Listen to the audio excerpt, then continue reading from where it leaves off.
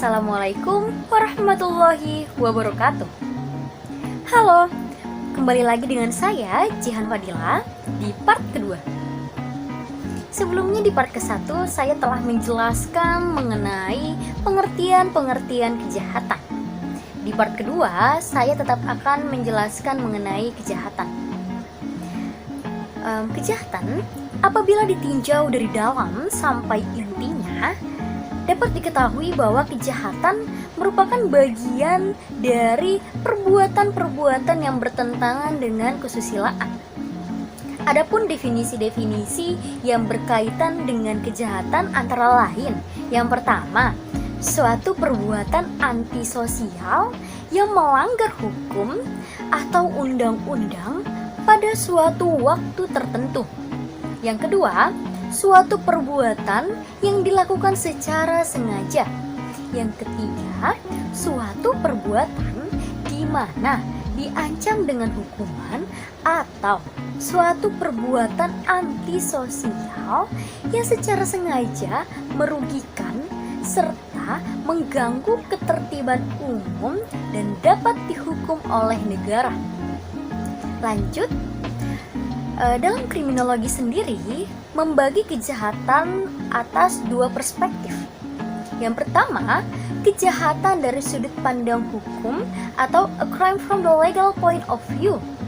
Dan yang kedua, kejahatan dari sudut pandang masyarakat atau a crime from the sociological point of view.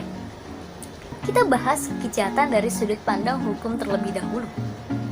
Kejahatan dari sudut pandang hukum atau a crime from the legal point of view, batasan kejahatan dari perspektif ini adalah segala tingkah laku yang bertentangan atau yang melanggar hukum pidana. Jadi, bagaimanapun buruknya atau terhinanya suatu perbuatan, apabila tidak diatur atau tidak dilarang dalam peraturan perundang-undangan, maka perbuatan tersebut tidak dapat dikatakan sebagai kejahatan.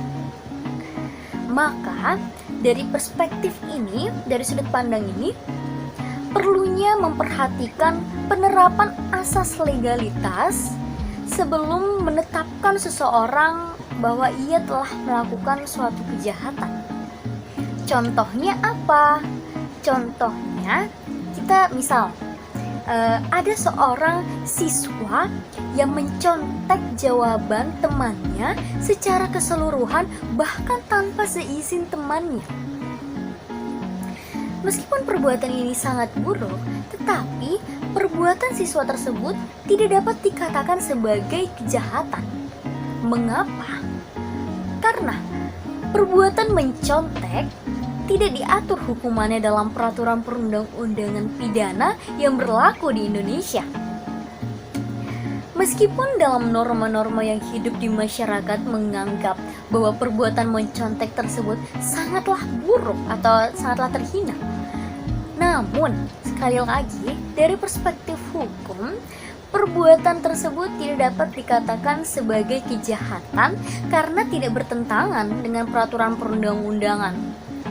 Lanjut, kejahatan dari sudut pandang masyarakat atau a crime from the sociological point of view.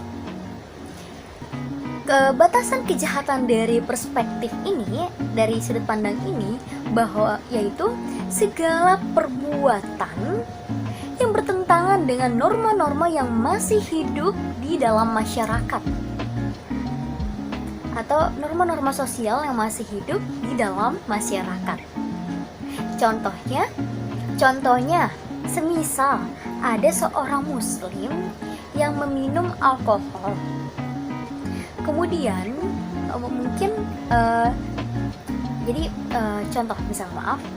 ada seorang muslim yang meminum alkohol. Perbuatan ini dianggap suatu kejahatan atau dosa bagi masyarakat Islam. Namun, apabila kita lihat dari perspektif hukum, tentu perbuatan meminum alkohol ini tidak dianggap suatu perbuatan yang perbuatan yang dianggap sebagai kejahatan.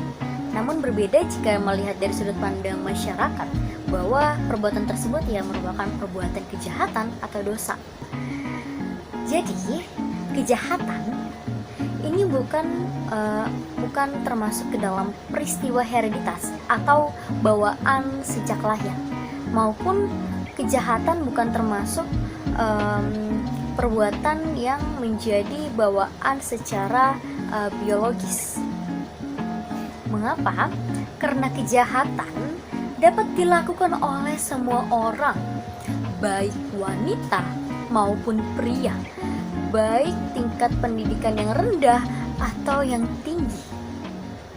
Sehingga kejahatan ini sifatnya abstrak, tidak dapat dilihat wujudnya secara langsung.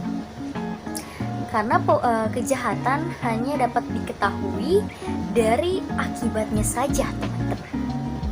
Cukup untuk part 2-nya.